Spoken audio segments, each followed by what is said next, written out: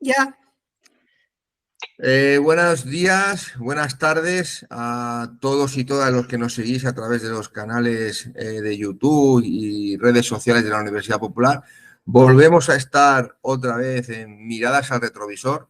Ya ni me acuerdo las sesiones que llevamos, no he podido mirar el último vídeo que hicimos, pero ya esto ya empieza a tomar un cierto calado porque ya hemos tenido personas con un testimonio de vida muy interesante, un testimonio que conservar y que transmitir a las generaciones futuras. Y hoy tenemos el placer de tener a José María Lucas en este conversatorio. Bueno, José María, bienvenidos y gracias por prestarte a darnos tu testimonio y tus vivencias y tus experiencias vitales en esta actividad de la Universidad Popular de San Joan Despí, Miradas al Retrovisor.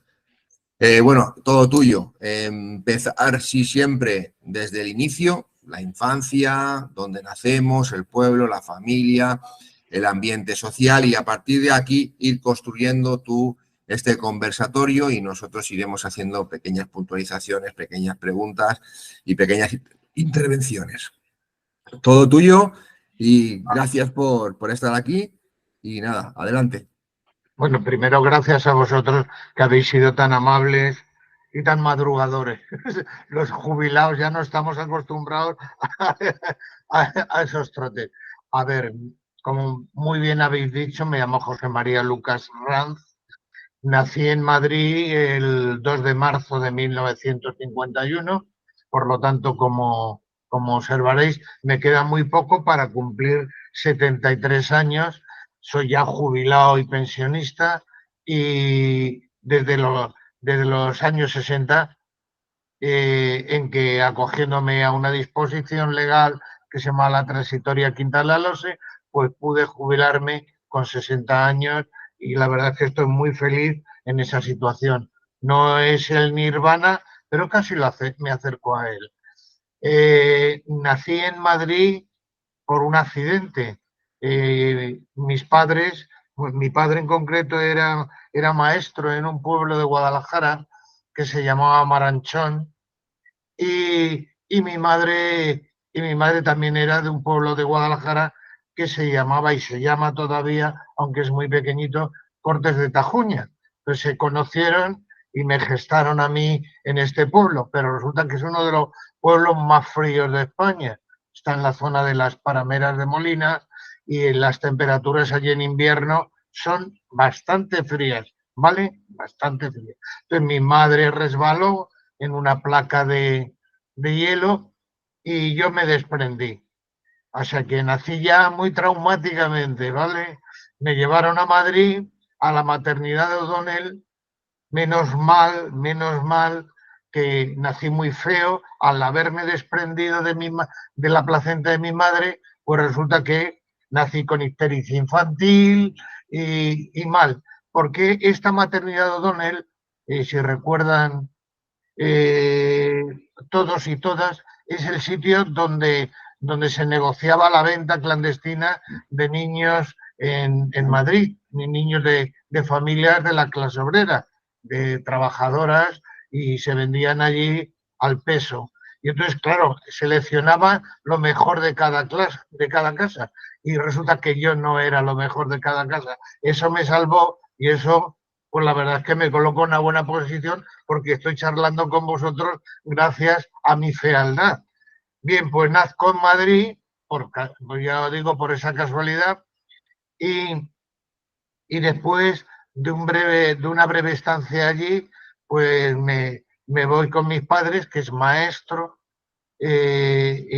a un pueblo de la provincia de Guadalajara que se llama Sacedón, que es un pueblo de cabecera de los pantanos del trasvase Tajo Segura y donde mi padre ejerce allí de maestro, pero resulta que mi padre pues muere a una temprana edad mía, ¿no? 8 años tenía yo cuando me quedé sin padre, murió de un terrible cáncer de pulmón, fumaba como un carretero y tenía los dedos y los pulmones deshechos. Yo le vi morir de una manera dramática. Fue lo recuerdo todavía de mis pocos recuerdos que tengo con mi padre. Uno de ellos fue el ver cómo moría abriendo las ventanas de la casa, intentando respirar los últimos halos de aire, y después murió en medio de un estentorio allí muy grande. Fue traumático porque mamá lo recuerdo con una vivencia muy intensa, la muerte por cáncer de pulmón de mi padre, que como no sé si lo conoceréis, pero era habitual en las aulas en aquella época fumar. Mi padre fumaba muchísimo en las aulas, y además Hasta tenía... hace poco se fumaba también en los hospitales, así que... Y en las Exacto. consultas de los Y médicos. los Y, en consultas la, de Los los médicos también médicos. era habitual. y los mismos médicos Y a los mí... mismos a- médicos, los mismos médicos. O sea, Sí, sí, a te mí aconsejaban que no fumaras con un tema en la boca. exactamente, sí, sí. exactamente, sí, sí. Llevas toda la razón. Bueno, pues así lo entendéis, ¿no? Entonces, además, en aquella época, como se estaban construyendo los pantanos de Entrepeñas y Buendía y Volarque, son los pantanos de cabecera del Tajo, de los que hacen el trasvase al Segura y aquí a la zona del sur del país valenciano, pues resulta que había muchísimos niños. Mi padre tenía de asistencia diaria aproximadamente 100 y pico. O sea, podéis imaginar si ahora hay problemas, que los tiene que haber de una manera natural, ¿no? Por la asistencia de 30 o 35, podéis imaginaros lo que puede significar 100 y pico Bueno, esto diarios, significa que era una desigualdad de oportunidades evidente, porque esa gente absoluta. difícilmente se podía formar. Absoluta, absoluta. La enseñanza dejaba muchísimo, claro, muchísimo que desear. Imaginaros cómo se puede enseñar en un aula de aquella época, en una escuela, no era unitaria, pero una graduada pequeña, y entonces, pues, a ver, muchos niños iban a clases particulares con mi padre, claro, con mi padre, y con otro maestro también que había sido purgado por el franquismo, era un viejo maestro republicano que estaba también allí, y eran los dos que llevaban el tema. A mi padre las clases particulares no se las pagaban en dinero, sino en especie, le pagaban en sarmiento, en uvas, en melones, en leña, pues era casi una economía del trueque, ¿no? Sí, Entonces, de subsistencia, de lo que había, de lo que había. de Sí. lo que había, o sea, Era que el alguien periodo de la autarquía, básicamente. exactamente, que alguien mataba un Mm. pollo, pues que le pagaba con a lo mejor el pollo o una parte del pollo por las clases particulares, que consistían básicamente en el aprendizaje de sumar, restar, multiplicar, dividir, y una lectura mínima y básica y una escritura mínima y básica. Ah, bueno, y sí, la formación franquista y fascista de los libros de las enciclopedias que al uso hacía el franquismo, donde hacía una síntesis histórica de esas gloriosas de las que hacían ellos, ¿no? De los prohombres y las promujeres de la patria, que eran siempre fascistas y conquistadores y criminales, ¿no? Y entonces, pues bueno, eso era un poco esa infancia. Yo la retomo diciendo que a los 8 años, pues muere mi padre. Entonces, no sé si recordaréis esa vieja frase que decía, pasas más hambre que un maestro de escuela. Pues, Uh-huh. pues Sí, sí, yo tengo familiar maestro escuela, no de esa época, sino más para acá, y mi familia se ha dicho muchísimo. exactamente, 100%. exactamente. Pues imaginaros la pensión que le quedó a mi madre, ¿no? O sea, si el salario de mi padre era transparente y opaco, que se veía París, de lo escaso que era, pues imaginaros lo que le queda a mi madre. Menos y nada. Nos tuvimos que ir del pueblo porque no podíamos vivir, no podíamos vivir. O sea, yo pasé hambre en mi más tierna infancia, ¿no? Y nos fuimos un año a vivir con mi tío, con un tío que teníamos en Ciudad Real. Y mientras intentábamos buscar una casa en Madrid que fuera la base para poder desarrollar la economía familiar. Y entonces pues tuvimos un año en Ciudad Real, nada, yo asistí a un colegio nacional donde lo único que recuerdo es el alzar la bandera y cantar el cara al sol y todas esas canciones para fascistas y profascistas, ¿no? Y solo recuerdo eso como aprendizaje. No, un año en blanco culturalmente para mí. Bueno, pues ya viendo que ya no se podía continuar en Ciudad Real estando con mi tío, pues nos vamos a Madrid a vivir a una casa de los años 60, de esas UVAs que se llamaban Uniones Vecinales de Absorción. Recordar que en torno a los 60, Madrid y el conjunto de España, debido a la política franquista, pues empezó a desarrollar una política más aperturista y entonces necesitaban mano de obra y era masiva la llegada de gente de las provincias de al lado de Madrid, y entonces pues vivían donde podían o en colonias como la mía, como la que yo vivía, o en casas simplemente de latón. En Vallecas las casas se construían de la noche a la mañana con 4 ladrillos y un tejado de alumina de esas que había de aquella época, ¿no? Mortales. Y había también pues varias uvas que eran casas de los años 60 con aluminosis y entonces pues mi madre, mi hermano y yo, mi hermano Víctor y yo, pues nada, nos instalamos en Madrid y resulta que, claro, yo tenía pues 9, 10 años y de esos 9, 10 años resulta que mi madre no podía mantenernos. O sea, es que no podía mantenernos. Entonces solicitamos el ingreso para mí. Mi hermano no podía todavía por la edad. Solicitamos el ingreso en el colegio de huérfanos del magisterio. El magisterio tenía un colegio que se subvencionaba de chicos y de chicas, que se subvencionaba con cuotas mínimas que se pagaban del escasísimo salario que tenían los profesores. Bueno, pues había colegios en Madrid, había colegios en Zaragoza, y entonces pues mi madre me mandó a donde podían darme algo de comer, que era en Zaragoza. Y entonces allí estudié pues hasta el bachillerato, la primaria y el bachillerato, que por cierto, mi profesor el que me examinó en el Instituto Goya de Zaragoza, de literatura en el bachillerato, era La Bordeta, el cantante La Bordeta, no sé si os suena. Hombre, sí, suena y tanto, y tanto. Es un referente. Pues sí. Lo recuerdo paseando entre nosotros el día del examen de literatura, de lengua y literatura española. Bien, todo un lujo, todo un lujo. Todo un lujo, efectivamente. De las pocas personas, perdone, de las pocas personas libres que en el Parlamento ha dicho 4 verdades y los otros que se han tenido que comer dobladas. Y mandó a la mierda más de uno. Efectivamente. Vale. Muy bien, muy bien. Tenéis buena memoria, mejor que la mía ya.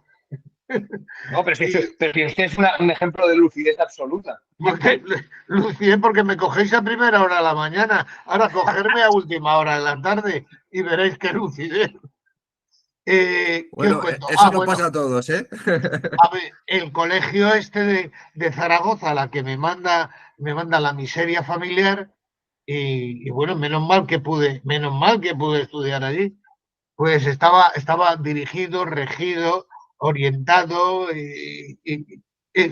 por el Opus, la Falange, los curas y las monjas, o sea, lo mejor de cada cosa y de cada casa, ¿no? Me gustaría hacer un inciso ahora mismo. Es que viene a huevo todo este tema, porque resulta que el otro día en mi despacho una señora que vive allí, que su hijo va a casarse, me dijo que estaba recibiendo ahora clases de prematrimoniales. Estamos en el siglo XXI, año 2024, y la señora que va a darle las clases prematrimoniales les estaba diciendo a estas chiquillas que van a ser dentro de poco madres o bueno, que van a formar un nuevo hogar, les estaba diciendo que tenían que someterse al marido, que tenían que hacer lo que el marido les dijera, que tenían que servirle al marido, que no usaran anticonceptivos. O sea, Vamos, a mí me lo estaba contando aquella mujer y decía, madre mía, 2024 y o sea, que estamos haciendo un proceso de volver hacia el pasado, pero de De manera... involución. Sí, ¿eh? Es que, No, es que me ha venido el al huevo. fascismo está ahí. Sí, que no se ha ido. Sí.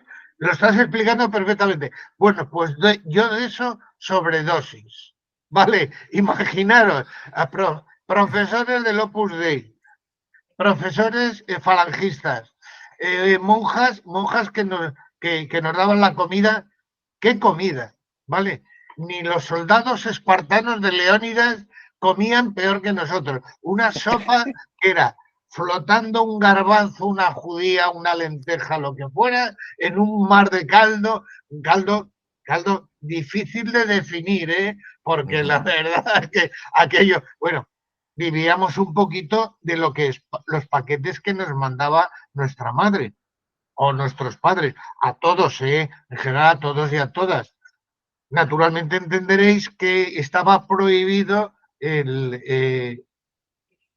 la asistencia mixta a clase. Éramos chicos por un lado, chicas por otro, e incluso como había hermanos allí, las hermanas iban por un lado, los hermanos iban por otro, y nos dejaban los fines de semana salir un poquito al parque que hay en Zaragoza, que está frente al estadio de la Romareda antiguo, y allí trotábamos un poquito, soltándonos un poquito la triste miseria diaria que teníamos allí. Bueno, en ese colegio, por no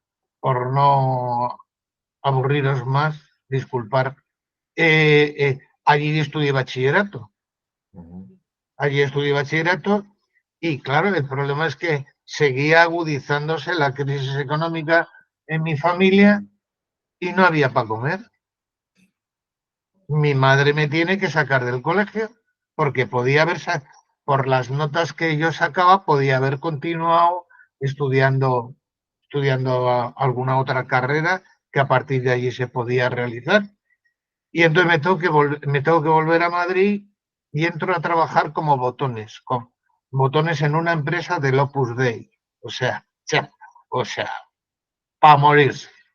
Salgo de Málaga a Malagón. Y resulta que trabajo de botones en un grupo editorial que se llamaba Sarpe, que tenía como publicaciones Mundo Cristiano, Telva, La Actualidad Española, El Diario Regional, El Diario de Valladolid, Actualidad Económica. Bueno, era el grupo cabecera del Opus en España respecto al tema de la prensa y la propaganda, ¿no?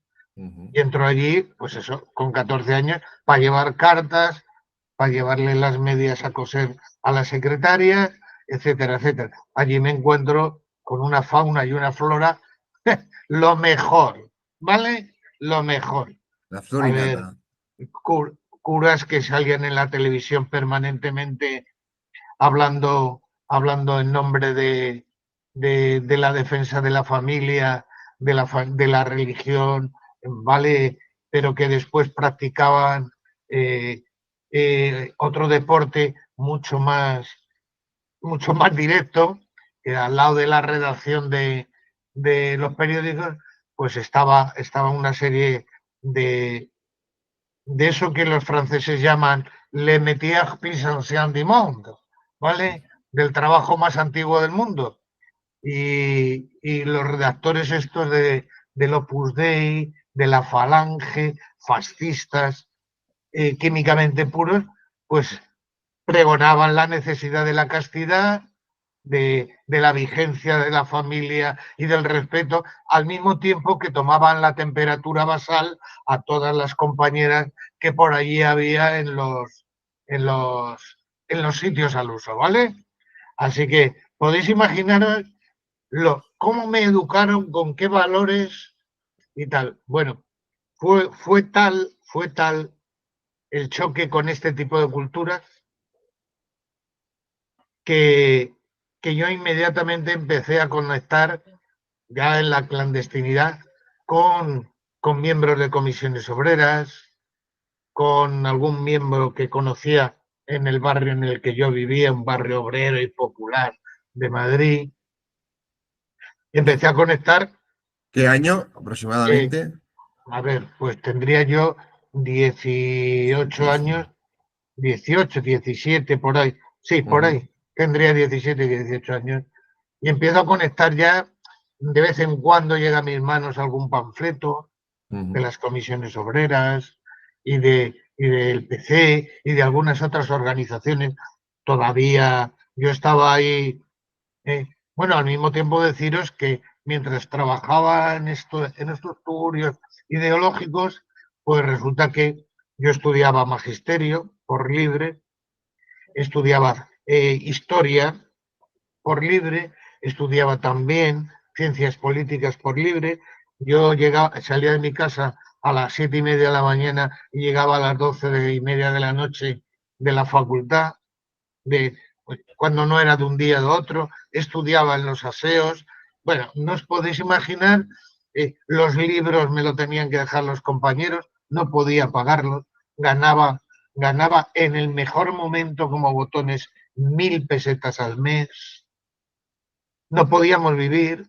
Mi madre practicaba un tipo de economía que hoy dirían los prohombres del Fondo Monetario Internacional que no es posible.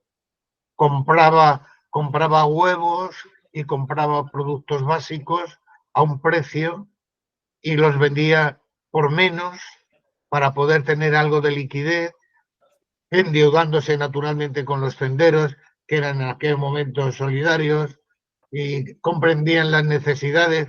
Si a eso le unías, perdonad, las mil pesetas, pues nada, mi madre se tuvo que poner a trabajar fregando en La Paz, en la residencia de La Paz de Madrid, fregando directamente arrodillada en el suelo.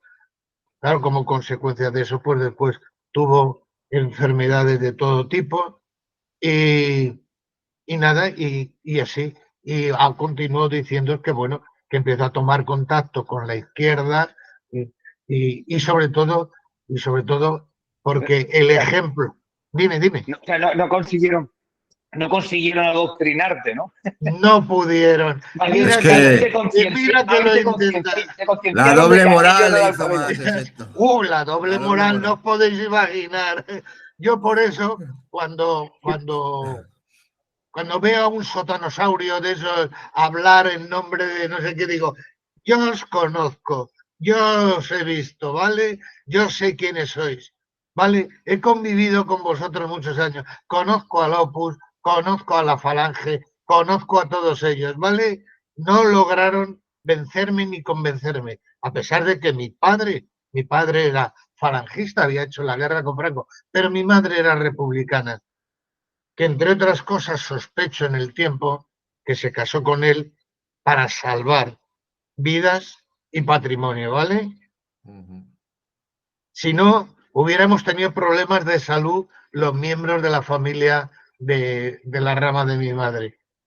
Eso es una pequeña anécdota que os cuento a contracorriente, porque ya estaban los 18 años. Bueno, vale, pues sí, continúo, hago la mili, ni me perdonan el hecho de ser hijo de viuda, ni de tener un salario de 1.000 pesetas, y hago la mili allí, ¿vale? Allí, sobredosis, ¿vale? ¿Vale? El ejército franquista, golpista, ¿vale? Hemos tenido 6 golpes de Estado en la transición, ¿vale?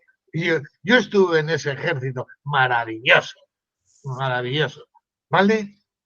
6 golpes de Estado, 6 intentos de golpe de Estado dieron los militares con los que yo pasé mis años, ¿no? O sea, un ejemplo vivo y edificante de lo que es el ejército español, que no es el ejército de la nación, sino el ejército de una clase y de una oligarquía, ¿no? Y entonces, pues bueno. Sí, perdona, ese ejército que, por ejemplo, ayer lo digo por lo que conozco, ese ejército que aquí la burguesía catalana tantas veces llamó para reprimir a los obreros. Efectivamente, efectivamente. Cuidado, porque ahora se llenan la boca de nacionalismo, se llenan de Sí, todo, cuando han sido unos sí. colaboracionistas absolutos Sí, que han llamado al ejército muchísimas veces para reprimir a la clase obrera de aquí. Sí, señor, sí, señor. Y yo no quería caer en eso porque como profesor de historia contemporánea, pues me conozco eso. Bien, todo esto que dices tú es una absoluta verdad.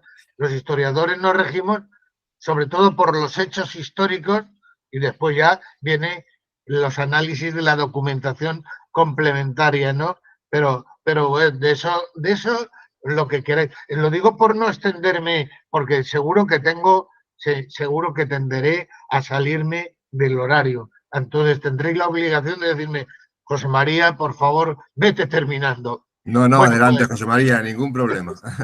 Bueno, pues continúo diciendo que, vale, pues vengo de la mili y digo yo, ya aquí se ha acabado ya, ¿no? O sea, ya aquí el Opus, la Falange, las monjas, los golpistas y toda esta maralla. Y entonces, pues nada, bueno, me echan del trabajo porque entienden que estoy recibiendo ideas perversas a través de un compañero que era delegado de personal en el S, que me veían frecuentemente con él, charlando amistosamente, y deciden que soy ya irrecuperable para la sociedad. La causa. Sí, lo tiene. Y que además cada vez que voy a cobrar las 1.000 pesetas mensuales, pues les monto un pollo. Y entonces, pues, les hablo de miseria, explotación, y eso no lo, sus castos oídos no pueden tolerar. Ellos no explotan, ¿vale? Ellos trabajan a la mayor gloria de Dios y de sus bolsillos, pero no explotan. Y bueno. Sí, perdona, tú que eres historiador lo sabrás. Es que aquí se pasó del feudalismo al servilismo. Sí. En la época medieval se pasó de ser se pasó de la esclavitud a la servitud, ¿no? Y a esta gente siguen instalados en ese punto. Siguen instalados ahí, no, su discurso es ese. Además, en estos momentos en Galicia, en Galicia existen todavía los foros y subforos que eran impuestos medievales, ¿vale? Que cobraba la Iglesia. Pero en estos momentos, así que entenderéis perfectamente por qué gana el PP siempre, si no hay problema. La estructura rural, la organización administrativa en Galicia es a través de las parroquias.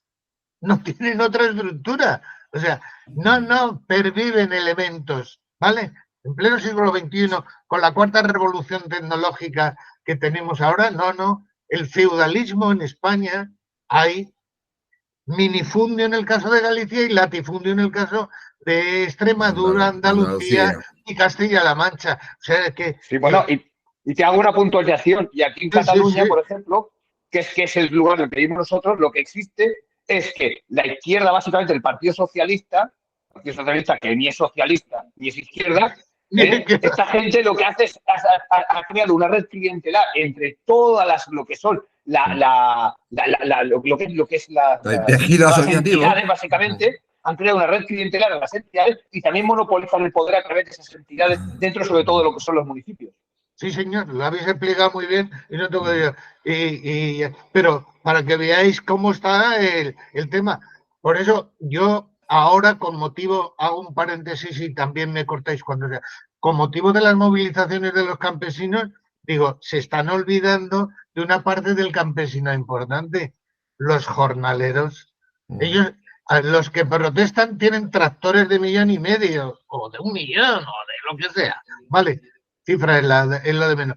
Pero es que hay jornaleros sin tierra, ¿vale? Como en el feudalismo, que están allí en las plazas de los pueblos esperando que les contraten para la recogida de la aceituna, la recogida de lo que sea. Eso es la España actual. Bueno, ¿vale? o que les firme el alcalde la peonada de turno y están subsidiados todo el año. Claro, lo estás explicando muy bien. Sois bastante más listos que yo. No, no. Y sí, Llevamos muchos no, conversatorios con mucha gente como usted Sí, sí. que nos ha iluminado. Ujú. bueno, pues si sirve lo mío para ayudar, bienvenido sea, ¿no? Y bueno, continúo diciendo, tengo ya 20 y tantos años y ya entro a organizarme políticamente en la OPI, que era un grupo que estaba dentro del Partido Comunista de España, pero un grupo por la izquierda, mientras que el Partido Comunista de España acepta el eurocomunismo, nosotros no. Nosotros consideramos que el eurocomunismo era una versión socialdemócrata de la situación, etcétera, y entonces me organizo políticamente en la OPI, que se llamaba Oposición de Izquierdas, y ya bueno, pues reparto tablillas, lo que haga falta. Mientras tanto, eh, doy clases particulares en Madrid para poder comer, yo, mi familia y yo. Yo tengo un hermano que también es comunista y pero tiene 5 años menos que yo y por lo tanto no podía en algunos casos trabajar, ¿no? O no encontraba trabajo. Y entonces, pues nada, tengo que dar clases particulares hasta que como consecuencia de los pactos de la Moncloa, aquello que si bien sirvió para la construcción de institutos, escuelas, alguna universidad, etcétera, etcétera, el costo fue la desmovilización de la clase obrera y de las luchas de la clase obrera. Santiago Carrillo planteó claramente que bien, si se garantizaban determinado tipo de construcciones, pues que ellos, a través del dominio y el control que tenían de comisiones obreras, dejarían de movilizar. Así fue. Bueno, pues como consecuencia de todas esas políticas, yo milito en la OPI, proceso que concluirá. Bueno, perdón, antes me vengo, antes, bueno, se convocan elecciones, digo, no, perdón, no, oposiciones, se convocan oposiciones como consecuencia de los pactos de la Moncloa, donde pues se crean muchos puestos de trabajo en la enseñanza. Por ejemplo, aquí en Alicante, desde donde os hablo yo, pues había un solo instituto en toda la provincia, ¿no? Y creo que 2 o 3 centros de EGB, guarderías ninguna. Bueno, estamos hablando del año 1977, ¿vale? Y entonces, pues me vengo aquí a Alicante por una sencilla razón, pues porque aquí se convoca el mayor número de plazas en la convocatoria de aquella derivada de los pactos de la Moncloa, ¿no? Vale, apruebo las oposiciones y me pongo a trabajar en la enseñanza. Pero yo mi militancia continúa.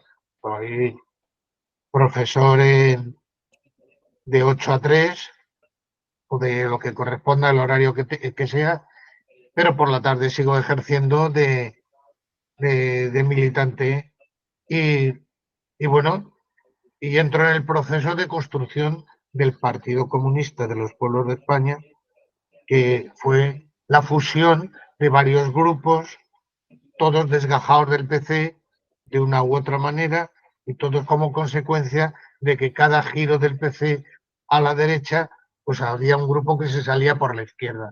Entonces, el aglutinamiento de todos ellos da origen al Partido Comunista de los Pueblos de España, en el que sigo militando y en el que me siento cómodo. Soy marxista-leninista, me moriré siendo comunista, me moriré siendo solidario. Soy miembro de la clase obrera, soy profesor, pero soy miembro de la clase obrera, no soy de la clase media, las clases medias no existen. Es un Eso cuento. es un cuento montado por la sociología norteamericana, ¿vale? Para desclasar a la gente, ¿vale? Yo soy de la clase obrera, yo doy clases, ya no doy clases, ya lo he dicho, ahora estoy jubilado, felizmente jubilado, y Y el tema es que, bueno, un lapsus, ¿qué os iba a decir? Bueno, continúo con mi actividad política aquí en Alicante y me integro en el partido, soy su responsable político durante una larga temporada, etcétera. Miembro, por supuesto, del sindicato al principio de Comisiones Obreras, después abandono Comisiones Obreras ante el giro, ante su conversión a ser un instrumento del sistema.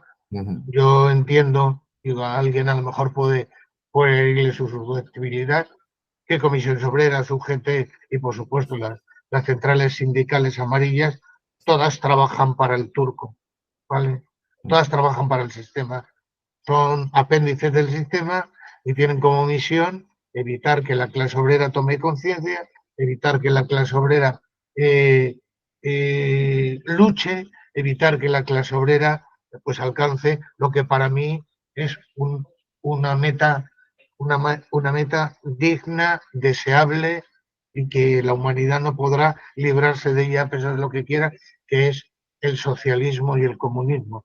Yo defenderé que el socialismo es un proceso de transición, no es de la noche a la mañana, ¿vale? Es un proceso de transición, pero no es socialdemocracia, ¿vale? No es socialdemocracia. La socialdemocracia ya no tiene papel histórico que jugar. Ha estado durante mucho tiempo engañando a la clase obrera, diciéndole... Solo hay que ver cómo están los partidos socialistas en cualquier parte de Europa. Ya lo has dicho. Están desaparecidos, directamente desaparecidos. La pamema esta de la socialdemocracia, con la caída del muro de Berlín, se vino abajo, se cayó. Porque la socialdemocracia solo tenía sentido si el capitalismo tenía miedo al comunismo, al otro modelo. Cuando ese modelo cayó, automáticamente la socialdemocracia se convirtió en neoliberalismo, que es lo que tenemos actualmente. Ya está. Lo has explicado mejor que yo, ¿vale? Por lo tanto, yo, socialdemócrata, me lo prohíbe mi religión ser, sobre todo porque, ya os digo, yo soy miembro de la clase obrera. Me siento orgulloso de ser de la clase obrera. Es que hay dos clases desde mi punto de vista. Desde mi punto de vista hay dos clases. Los que trabajan por un salario y los que pagan un salario a los que les trabajan. Exactamente. Y no hay más. Es que no hay más. Lo demás es todo pamemas. Efectivamente. Ya está. Pues lo has explicado mejor que yo. Así que por eso no soy socialdemócrata, no lo voy a ser. El liberalismo me repatea, lo conozco por activa, por pasiva y por perifrástica y me parece que la socialdemocracia y todos los socialdemócratas de todo pelaje, ¿vale? No solo es el PSOE socialdemócrata, no solo es el PSOE socialdemócrata.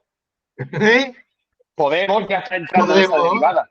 Claro. Y Sumar, que no sé ni cómo calificarlo. Bueno, como lo estás diciendo tú, no lo digo yo. Me ahorras el decirlo.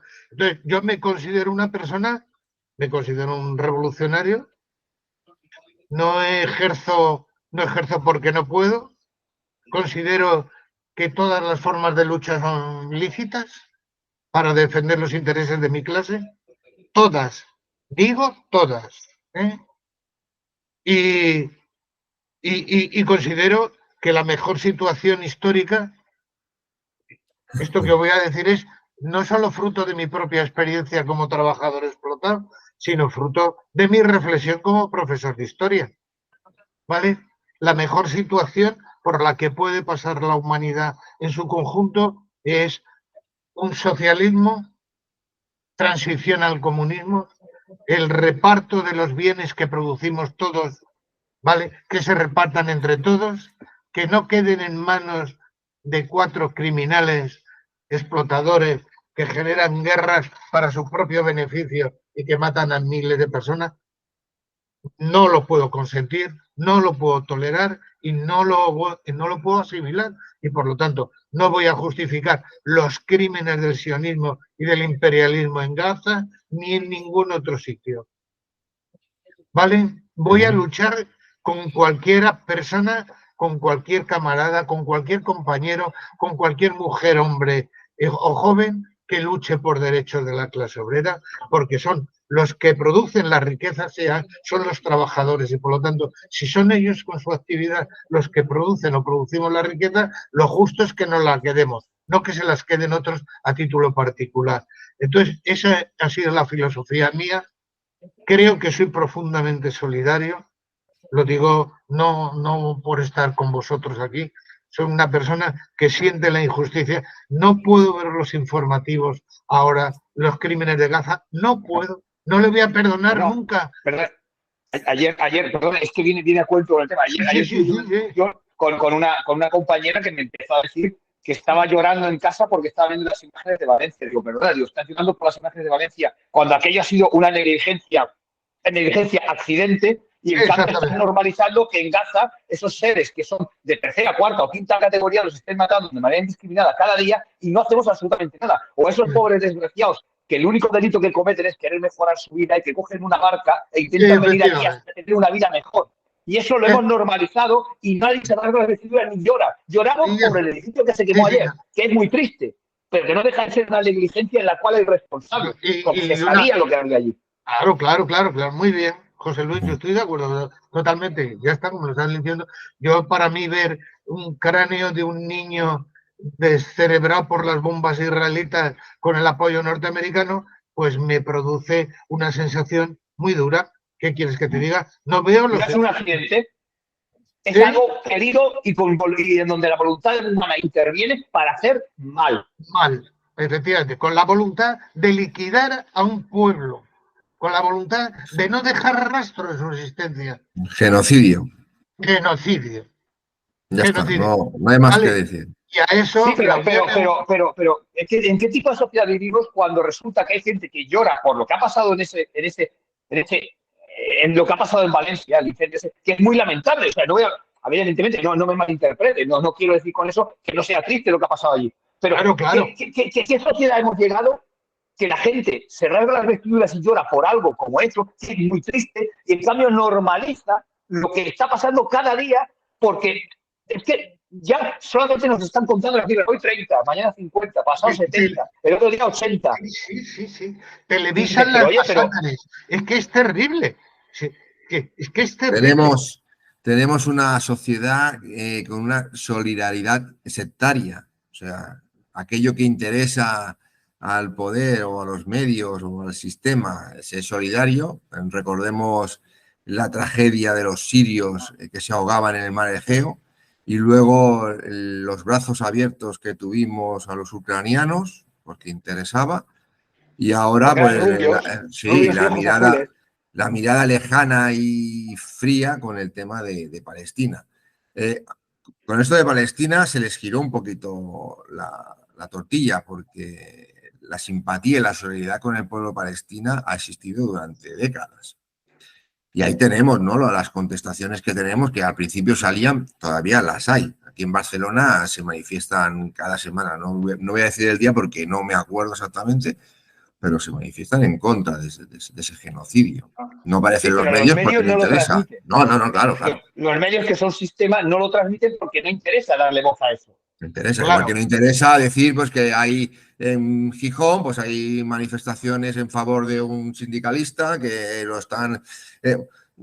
claro, te ponen pues que la señorita esta de marquesa de... ¿Cómo es? La de la hija de la Isabel Presley, pues se ha enfadado con el marido, no se ha enfadado, o los vecinos están hartos de su jaleo, ¿no? Y ahí pues, tenemos toda una tarde de domingo ocupada pues en un canal nacional. O 2 días con el incendio de Valencia. Bueno, pero eso es una tragedia. Se tendría que estar buscando responsables porque se sabía lo que había allí. Porque hace unos años en Londres se murieron 70 personas por el mismo tipo de producto que se usaba en el mismo tipo de fachada. Entonces, es lo de siempre, es todo pura hipocresía.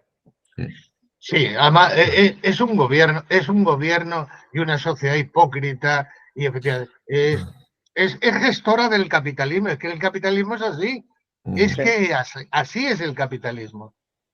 Es que es miseria ideológica, moral, explotación. Es que es eso. Y yo lo que no quiero es capitalismo, es que no quiero esa sociedad. Primero porque la he padecido y segundo porque no la quiero para nadie, porque yo soy ateo pero yo tengo más moral y principios que los creyentes que hablan de que el resto de los demás son sus hermanos, hijos de un mismo padre. Pues vaya hermandad, ¿no? Vaya hermandad. Le voy a contar una anécdota que va a quedar muy bien aquí grabada. Yo fui a hacer la apostasía, evidentemente, porque yo no quiero formar parte de lo que es la Iglesia Católica ni tengo nada que ver con esta gente. Pues a mí, a diferencia de José Manuel, que le atendió un administrativo, a mí me atendió un cura. Entonces, el señor se limitó a redactar un documento en el cual decía que, bueno, que yo renunciaba a ser católico y tal, pero a todo eso el señor me empezó a dar clases de moral, ¿me entiendes? Y su clase de moral era tal que, bueno, nosotros era que, bueno, que todo el tema este de la apostasía era un movimiento de rojos y de homosexuales, así me lo transmitió, y luego me empezó a decir derivó todo el tema hacia el tema de un cumpleaños, y el señor me dio una lección de moral diciéndome que un cumpleaños se tenía que medir por lo que ibas a recibir con respecto a lo que te ibas a gastar en el cumpleaños.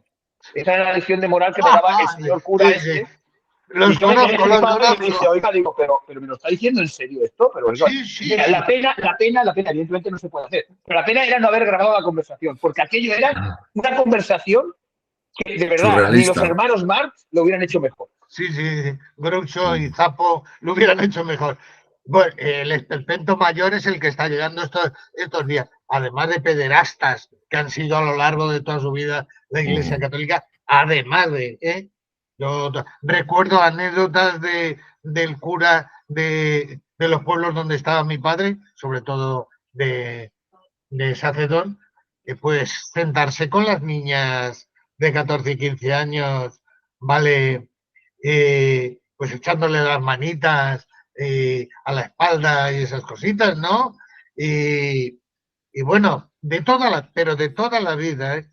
Y bueno, ya el ejemplo más significativo es lo del otro día, lo del cura de, no sé de dónde, porque como son todos, que tenía un amante homosexual, o sea, que estoy a favor de que tenga los amantes que quiera, pero al mismo tiempo, vale, era narcotraficante, o sea, narcotraficante, ladrón, chorizo. Es que es eso. No, pero a ver, partimos de la base de que la condición humana es la que es, y en todos los segmentos de la sociedad existe gente, pues, entre los curas, entre los comunistas, en todas partes existe gente mala. Lo que no puede ser es que vayan dando lecciones cuando ellos mismos le están tapando su propia mierda. Claro, es que de eso ese es el problema.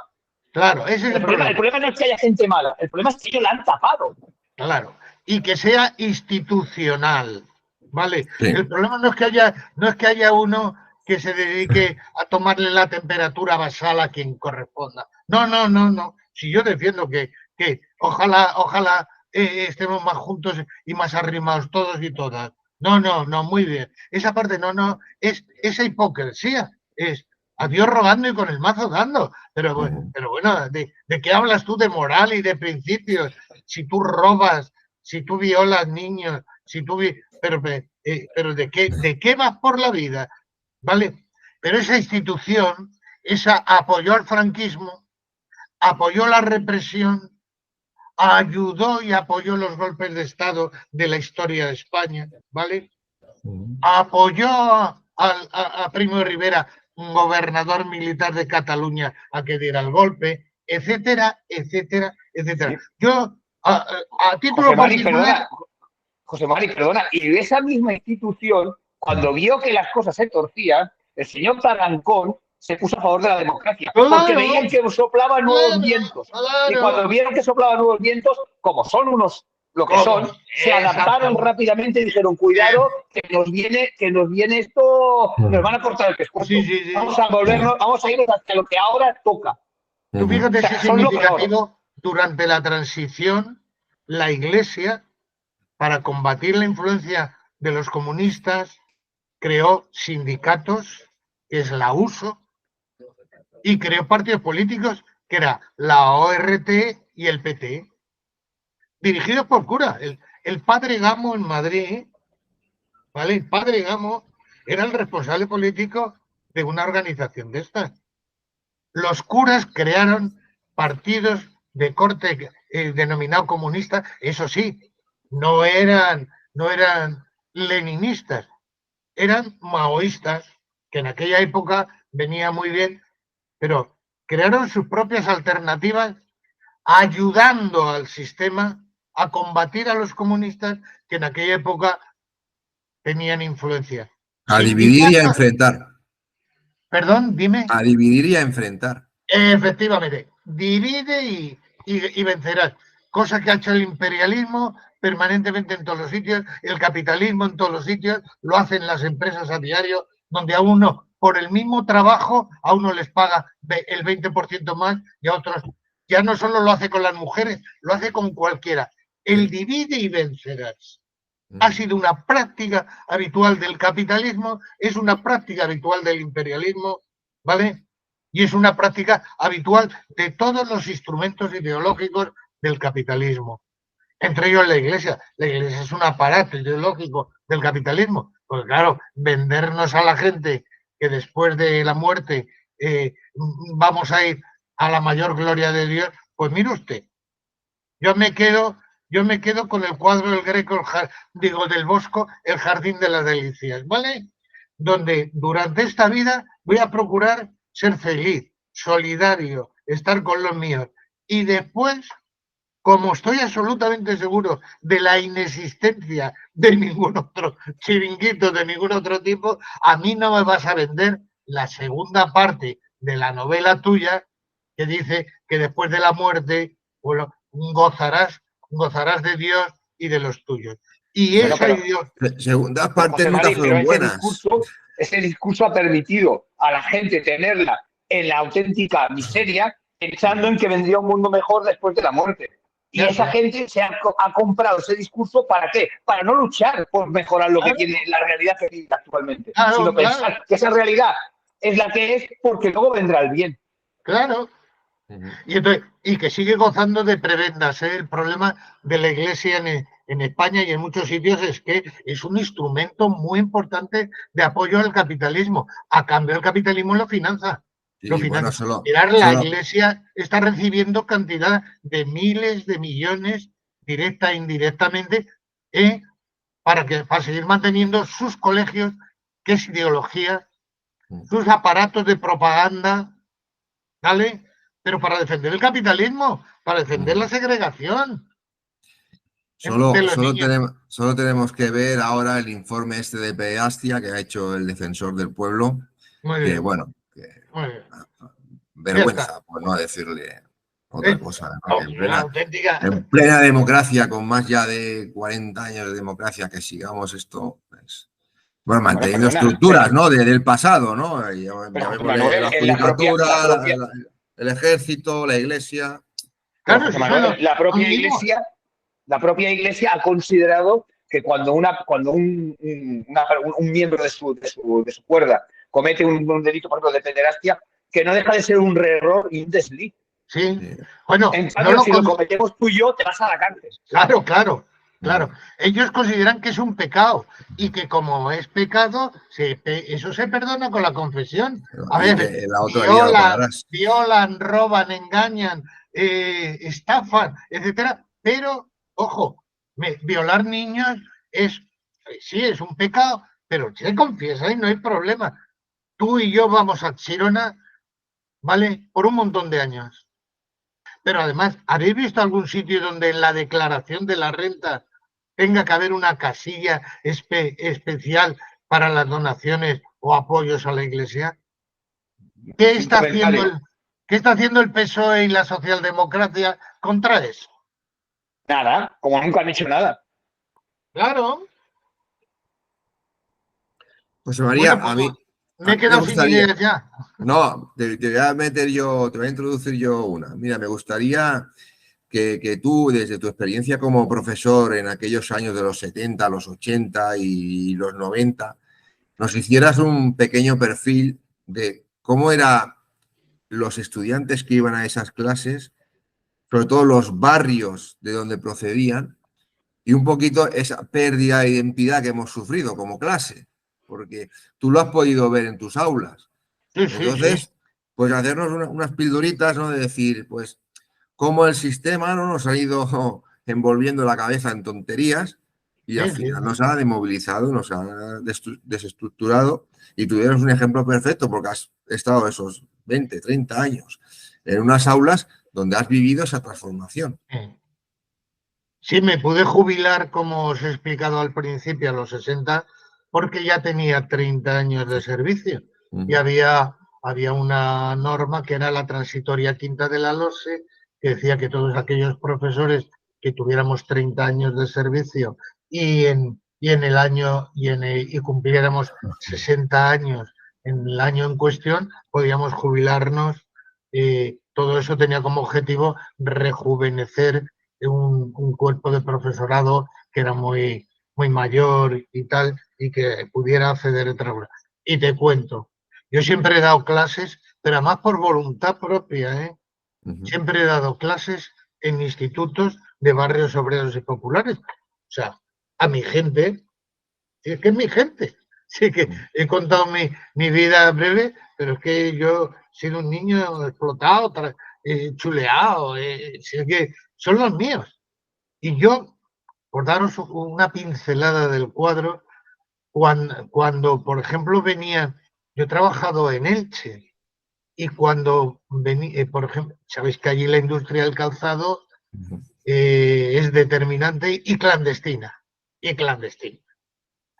Y cuando venían las etapas importantes de producción, las aulas se quedaban vacías, porque todos los chavales iban a trabajar con las familias en sus casas para poder dar salida a la producción, que fijaros, curiosamente se producía más clandestinamente porque se explotaba más, claro, se producía más que cuando había fábricas. Entonces, era significativo ver cómo la gente saltaba a través de las ventanas cuando venía algún inspector, que venía una vez al año, ¿vale? Pero es que yo he tenido alumnos con tetraplegias debido a la inhalación de la cola del calzado. Sabéis que tiene anilinas aromáticas y que y que, bueno, bloquean, anulan el sistema nervioso central. Yo he tenido alumnos con 16 y 17 años ingresados meses en el hospital para la desintoxicación, porque como tenían que trabajar clandestinamente en casa, sin salida de humos ni de gases, la cola del calzado es una cola potentísima, la snifan para colocarse. ¿Vale? Alumnos he tenido cantidad de ellos que han enfermado con 14, 15, 16, 17, 18 años, ¿vale? En función de la situación. Solo he podido yo ver, pero bueno, o sea, no verlo, palparlo a diario en mis aulas, ¿no? He visto el papel de las chicas jóvenes que trabajaban en el calzado, la violencia que la patronal ejercía, los tocamientos. A mí me comentaban, me decían, profe, es que me ha metido mano. Es que había empresarios que violaban a la madre y a la hija, que trabajaban para ellos. ¿Cuál era la explicación? Si quieres trabajar, tendrás que ser cariñosa, receptiva, tolerante, una desvergüenza absoluta. Una desvergüenza absoluta. Perdona, José Mari, exactamente lo mismo que está pasando ahora con toda la migración que viene, que se está abusando de ellos y se les está también llevando hacia lugares donde mejor no comentarlo. Perfecto. ¿Entendéis porque yo quiero el socialismo? ¿Entendéis? Porque no ha desaparecido esa miseria. Se ha puesto al día, se ha ayornado, se ha vestido de otra cosa, tiene videoconsolas y no sé qué, pero la explotación, la sumisión, ¿vale? Esa continúa, pero con una profundidad, un nivel y un cinismo insultante. Las compañeras que recogen la fresa en Huelva, sí. y en esos sitios, saben perfectamente lo que significa que el patrón les diga que tienen que ser tolerantes, comprensivas. Si quieren seguir trabajando y si quieren volver el año siguiente. Eso yo lo he visto, pues no os podéis imaginar, a lo largo de mi vida todo el rato. Todo el rato. He visto alumnos que se han ahorcado por no poder soportar eso. He asistido. He asistido a muchos entierros, por desgracia. Pero todo esto que está comentando usted aquí no sale en los medios. No se conoce. Igual que el retrato que usted ha hecho de la época franquista, en los medios no aparece. Pues claro. El abuso que se ha hecho de la clase obrera, como usted está comentando ahí en la zona de Elche y aquí en Cataluña o en muchos otros sitios, no sale. No sale. No se conoce. A ver, porque yo entiendo que perro no come carne de perro. A ver, los medios de comunicación son sus medios. Por eso, claro, yo me descojono, perdonar la expresión, y ruego que total libertad.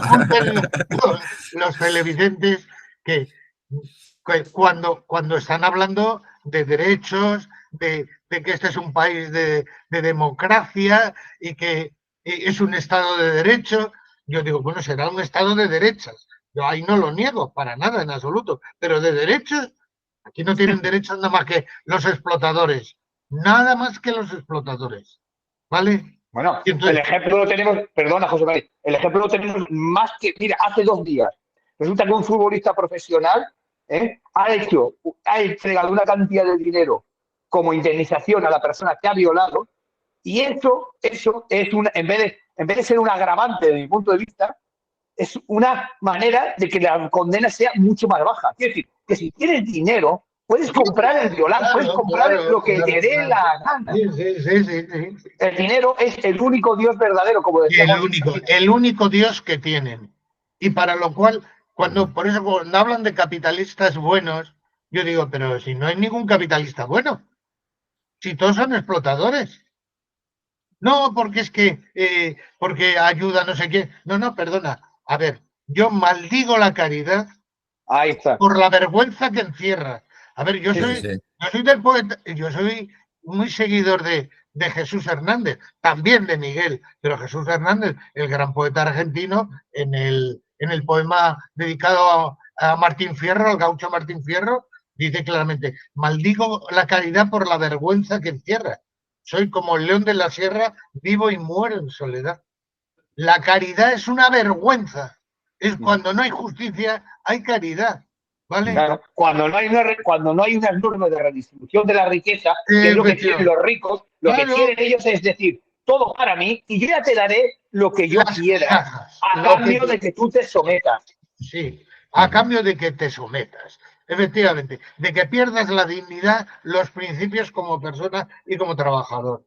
Bueno, pues yo, con los pocos años que me puedo quedar después de mis 73, yo me voy a morir con esas ideas. Primero porque quien pierde origen pierde identidad. Yo no puedo traicionar a la clase a la que pertenezco, ni lo deseo ni quiero. He sido trabajador desde los 14 años, como comentaba antes, ¿vale? Y me voy a morir defendiendo a la clase obrera, la lucha con la clase obrera por el socialismo y el comunismo. Y no tengo ningún inconveniente en decirlo aquí. Quiero morirme con un ataúd, en un ataúd con la bandera roja, ¿vale? De la lucha de los trabajadores. No es ni de mi partido, sino de la lucha de los trabajadores. Y eso es el norte de mi vida, sí. Y yo creo que no, es que no puedo tener otro más digno.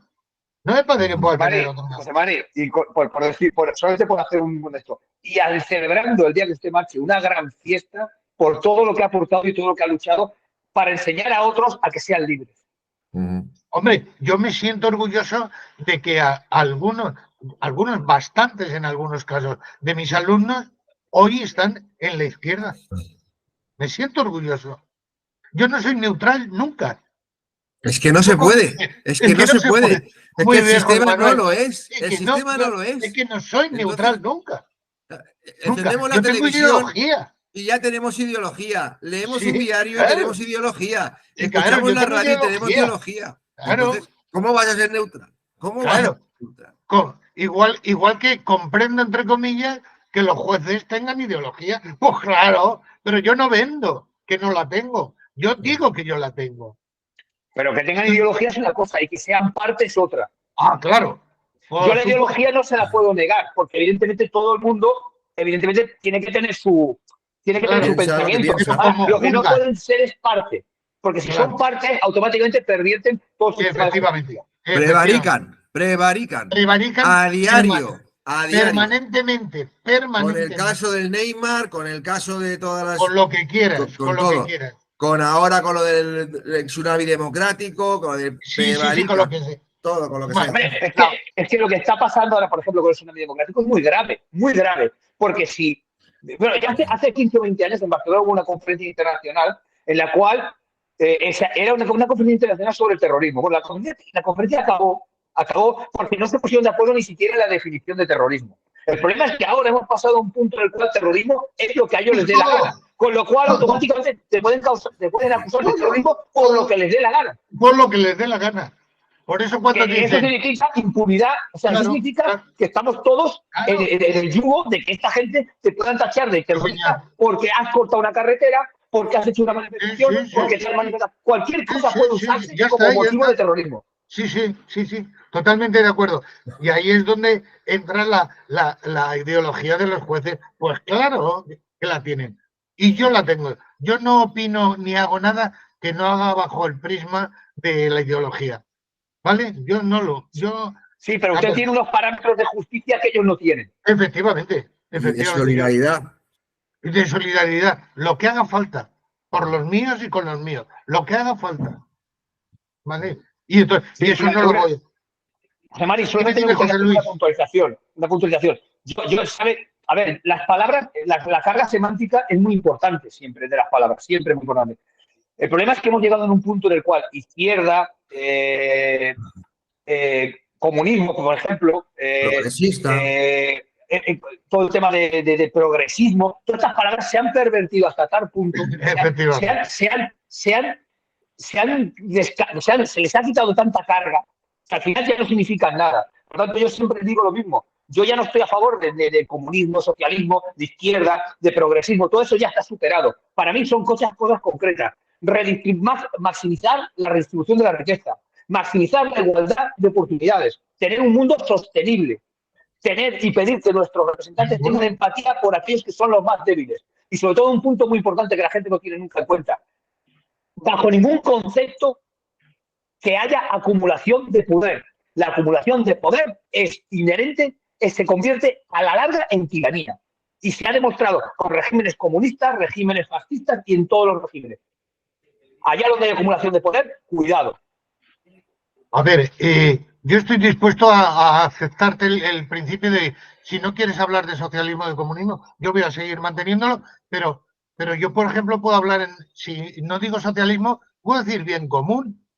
Es que el bien común es eso, claro. Sí. A mí me es igual, cuando hablas de semántica, ¿no? Tú, si no quieres, no hables, pero bien común sí que tienes que decirlo, como continente y como contenido. Vale, yo no hablo de socialismo ni de comunismo, yo soy comunista. No, porque pero si yo no le estoy negando el que usted lo diga con una base de creencia y de coherencia. El problema es que hoy en día la palabra comunismo se ha pervertido por los medios de tal manera que se ha demonizado. Claro. Pero y el socialismo igual. Ya hemos hablado. El progresismo igual. O sea, que me venga un socialista hablando de progresismo es para echarse a reír. Sí, pero no entonces, debemos dejarnos de robar esas palabras. Progresista, a mí me está insultando. Sí. Yo no puedo ser progresista porque sería uno de ellos y no lo soy. Es que no, yo estoy de acuerdo. ¿Qué decías, José Manuel? ¿Me estabas diciendo algo? Que José Luis tiene esa exposición, ¿no? En cuanto al uso o la perversión del uso de determinadas palabras. Y yo siempre le digo, no debemos dejar de usarlas por el hecho. Una cosa es la izquierda, el comunismo, lo que te vende el sistema, y otra cosa es lo que representa y lo que estamos representando en este momento de esto. Y esa palabra no se debe de abandonar, se debe de abanderar con aquello que es la realidad, lo que representa. Si no, nos van a dejar y nos van a sustituir la palabra. O sea, ya lo decía Orwell, ¿no? Al final, la no paz no será la guerra, ¿no? O sea, entonces, claro, si dejamos que nos perviertan el lenguaje, nos quitan también un arma de transmitir nuestro mensaje, la más importante de hecho. Fíjate una cosa, y ya si queréis ya me callo, porque creo que he hablado demasiado y vosotros tenéis más ideas que yo. En ese sentido, ahora con motivo de las movilizaciones de los tractoristas, algún medio de comunicación del imperialismo, de la oligarquía, ha colocado una noticia en la que diga que los tractoristas de la antigua República Democrática Alemana, los que estaban en los Länder de la RDA, salieron en manifestación enarbolando las banderas de la República Democrática Alemana, diciendo que en aquel estado, el mejor estado que ha surgido en la historia de Alemania, ¿vale? En aquel estado los campesinos vivían bien y salieron con banderas de la RDA. ¿Alguien ha dicho eso?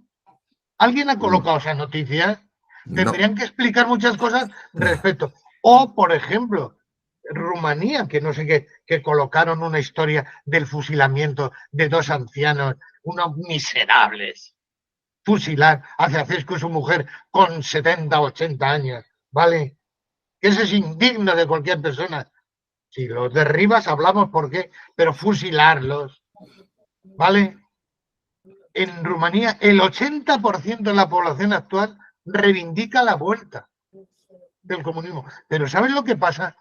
Que es que el problema es que los medios de comunicación son tan potentes, tan poderosos, tan manipuladores, que esos mismos que reivindican el socialismo en Rumanía y en otros estados, después votan a partidos burgueses. Es que es increíble. O sea, la batalla mediática, la batalla de las ideas que los medios trasladan es vital. El consumismo, ideología del capitalismo actual, es absolutamente alienante y embrutecedora. Embrutecedora. Mira, José Mari, pero si el ejemplo más claro lo tenemos con eso de los tractores. O sea, ¿qué mierda pinta encima de los bandones, encima de los tractores, la bandera de España o la de Cataluña? ¿Qué mierda pinta? Pues porque son fachas. Al final, ¿en qué lo han derivado? Porque son fachas. Son fachas. Porque eso lo han dirigido por gente de Vox y gente del PP. Y es evidente. Y además es que son tan ignorantes en ese sentido. Un campesino actual, incluso los propietarios, ¿no? Que reciben rentas de la PAC, de la Unión Europea, que es un instrumento capitalista. Lo fundaron los capitalistas para defender a los capitalistas, no a los trabajadores. La Unión Europea tiene un proyecto, es liquidar al campesinado. No se enteran. No quieren campesinos individuales, quieren grandes propietarios agrícolas que puedan mecanizar la producción, ¿vale? Hay empresas norteamericanas como BlackRock, etcétera, etcétera, que están comprando miles de hectáreas en Ucrania y en otros muchos sitios, ¿vale? Para ponerlas en funcionamiento. Por eso decía. José María, usted que es historiador, ¿esto no es el colonialismo del siglo XIX? Por supuesto. Pero ¿qué hacían los ingleses y qué hacían los franceses? Claro, pero claro, si es que el capitalismo existe, o sea, pero lleva varios siglos. ¿Que va a desaparecer? Seguro. Estamos en una fase de senectud, ¿vale? De crisis estructural. ¿Lo veré yo? Pues por desgracia no, pero lo van a ver los míos, mi clase. No tiene salida. El capitalismo se ha convertido en un capitalismo parasitario. ¿Vale? Que además es financiero, con lo cual es irracional. O sea, ya no es la producción de mercancías lo que genera el beneficio. No es la fabricación, son las finanzas. ¿Vale? Eso no produce nada. No produce riqueza. José Mari, y lo que voy a decir ahora a lo mejor. Sí, pero cuando nosotros manifestamos en Barcelona, hace poco, porque fuimos a una manifestación, había colas en los centros comerciales de niños que iban a ir a comprar el nuevo iPhone. ¡Claro! Y no estaban en la manifestación que estaban defendiendo sus intereses, estaban comprando el iPhone. Claro, porque el consumismo es la ideología del sistema. ¿Vale?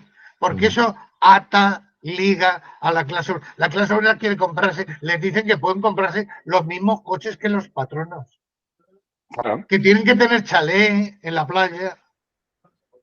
Todo eso tiene sus costos, eso no lo dicen, pero les es exactamente igual a ellos. Bueno, que se lo digan a todos los migrantes que vienen pensando que Claro. es la panacea, y cuando llegan aquí se dan cuenta que están peor que su país de origen. Claro, esos son ilegales. ¿Hay algún hombre ilegal? Pregunto yo. ¿Hay alguna persona ilegal? Algunos de los aquí presentes y otros que nos puedan escuchar, ¿son ilegales? ¿Alguna persona comete algún delito por el hecho de querer mejorar su vida? Exactamente. ¿Dónde está el delito? ¿Dónde está el delito? ¿Dónde está el delito? ¿Por qué se les trata como delincuentes? Y que eso mismo lo hacíamos los españoles en los 40, los 50 y los 60. Perdona, y lo estamos haciendo, ¿eh? Exacto, no, sí, correcto, José Mari. Sí. Vale, y lo estamos haciendo. ¿Cuántos jóvenes se están trasladando a Francia, a Irlanda, a Inglaterra, a no sé qué, porque aquí no tienen trabajo? Si lo dicen ellos. Pero eso es un cáncer para nuestro país, porque estamos gastando un montón de dinero en formar a gente que está dando producto en otra parte. Eso es un cáncer. Y eso mismo está pasando, por ejemplo, en África, que toda la gente que está mejor preparada y que puede, se viene aquí a dar frutos. Y ahí las economías de estos países se mueren. Se muere porque la mejor parte de su población se va. Sí, pero fíjate, si en ese sentido la Unión Europea representa los intereses del capitalismo y del imperialismo europeo. ¿Qué es lo que es libre en Europa? La libre circulación de capitales y de personas. ¿Por qué? Porque la mano de obra es vital para sus intereses. ¿Por qué China se ha convertido en la primera potencia? Porque es la gran fábrica del mundo. Solo es la industria y la agricultura los factores de producción fundamentales. No es el capitalismo financiero, no es el capitalismo especulativo. Entonces, claro, China se los va a barrer a todos, ya lo está haciendo. Y lo que querían hacer con Rusia es conquistar Rusia, trocearla y quedarse con sus riquezas. Bueno, José Mari, usted que es historiador, no sé si estará de acuerdo conmigo, pero el mayor error que ha cometido Europa es o sea, igual que se han incluido dentro de la Unión Europea la Rumanía de Ceausescu o la Polonia, que también de tal, se han incluido en la Unión Europea. ¿Por qué no se ha incluido Rusia? Porque hubiéramos sido la primera potencia mundial, hubiéramos tenido todos los recursos de Rusia con todo el potencial humano de Europa, porque los Estados Unidos no les ha interesado. Claro. Y le interesa a Estados Unidos estar en guerra permanente con Rusia para que no se pueda unir Europa. Claro. De hecho, históricamente, primero la URSS y después Rusia plantearon el ingreso en la OTAN y en la Unión Europea. Fueron rechazados. Plantearon la entrada en la OTAN. Claro, cuando decían, no, es que Rusia es nuestro enemigo. No. Ahora queremos ingresar con vosotros para protegernos de posibles ataques, debe ser de Luxemburgo o Mónaco. ¿Vale? Le dijeron que no. Claro, le dijeron que no, porque que el objetivo es el que dices tú, el objetivo es que la Unión Europea y el imperialismo son instrumentos del capitalismo globalizador y explotador. Y ese es el problema. Y quieren anexionarse Rusia, y Rusia no se lo va a permitir. Es que no han entendido que Napoleón fue derrotado, es que no entienden que Hitler fue derrotado, es que no entienden que potencias europeas fueron derrotadas en Rusia. ¿No lo entienden? Pues lo van a entender. Lo van a entender porque Rusia... Sí, pero mientras tanto este capitalismo deriva riquezas a un sector que no produce nada más que muerte. Efectivamente. Y Europa nos dejamos de crecer económicamente. Esta guerra de Ucrania, esto nos está llevando a alzar a los Estados Unidos a costa de empobrecer a la Unión Europea. Correcto. O sea, es tremendo. Y los políticos que tenemos en Europa, mejor no hablemos, porque nos podríamos pegar. Un dato significativo en ese sentido es que el 53% del Producto Interior norteamericano lo produce el complejo militar industrial. La guerra es fundamental para seguir existiendo a los Estados Unidos. Los Estados Unidos van a hacer guerras permanentemente. Si no se entiende, es que no se entiende nada de lo que está pasando. Bueno, el señor Trump, José María, el señor Trump ya lo ha dicho, justifica que Rusia pueda atacar a según qué países por el hecho de que no aumentan su gasto militar. Claro, claro. O sea, está diciéndole a según qué países, oye, como tú no aumentes tu gasto militar, si Rusia va para allá, a mí, oye. Claro. Y atizan permanentemente el fantasma Rusia. Rusia quiere invadir Finlandia. Jamás. ¿Vale? Estonia, Letonia, ni se molestan. ¿Vale? No. Rusia lo que no quiere es ser agredida. Como se le prometió. Claro. Como se le prometió cuando hubo la caída de la Unión Soviética. A Gorbachov y a Boris Yeltsin se les prometió que la OTAN no llegaría a sus fronteras. Y ahí está. Pues mira, eso no sale en los medios de comunicación. Vale, pues ahí está. ¿Vale? Y Rusia ha dicho, no. A ver, Rusia es capitalista, ¿eh? Sí. Total. A ver, yo no me equivoco, ¿eh? Rusia es un país capitalista, pero entiendo que Putin está defendiendo su país de las agresiones del imperialismo, de la OTAN.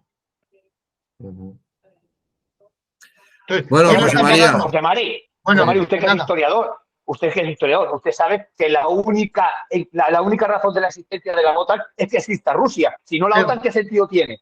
No, si no hay que buscarse otro enemigo, si no, habrá que buscarse otro enemigo. Al-Qaeda, el ISIS. Que le haga falta. Sí. No, ya ha pasado. Ahora están la con OTAN, Rusia, para luchar contra ISIS y Al-Qaeda se ha demostrado inoperante. Porque tú te vas a un territorio a pegar bombazos pero es que es inoperante también en otro sentido. A esta gente que está a otro nivel. Pero en cambio Rusia es algo tangible, es algo físico. Y como es algo tangible y físico, justifica la existencia de la OTAN. Y justifica el que tú te gastes un montón de dinero en armamento que ni necesitas ni te hace falta y que lo deberías dedicar a tu población. Pero no lo haces porque te lo imponen para que la industria de armamento de Estados Unidos siga creciendo. Efectivamente. De hecho, termino ya con la última idea. De hecho, por eso en Estados Unidos hay el problema que hay entre Trump y Biden. Biden o como sea, defiende este capitalismo de agresión. Trump lo que hace, recordar la consigna de Trump, América primero, quiere hacer volver todas las industrias a Estados Unidos. Es un capitalismo nacional.